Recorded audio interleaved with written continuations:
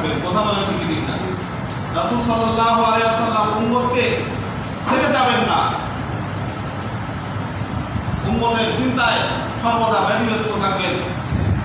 যেরকম অনেকেই দুনিয়াতে আছে, আমরা বলি না স্বার্থ ফুরাইলে কেটে বলি, আছে না নাই? দুইজন বন্ধু একসাথে মনে করেন উদাহরণ নাটোরে রওনা করছে। নাটোরে রওনা করার পরে নাটোর গিয়ে একজন বন্ধু কোনো অনাকাঙ্ক্ষিত বিপদের মধ্যে পড়ছে। বন্ধু পাশেই ছিল, একটা বিপদে পড়ছে। এখন দেখতেছে তো বন্ধুর তো বিপদ হয়ে গেছে। এখন ওই বন্ধু একবার ডানে থাকে, একবার বামে থাকে, একবার সামনে, একবার পিছনে। বিপদে পড়ার পরে এখন দেখে তার বন্ধু আর তার ডানে বামে সামনে পিছনে কোথাও নাই। এরকম হয় কি হয় না?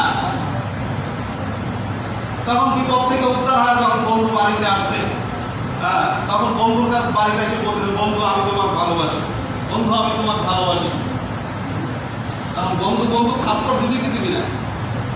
থাপ্পড় দিবি, এটা কেমন ভালোবাসা? আমার বিপদের সময় তুমি নাই।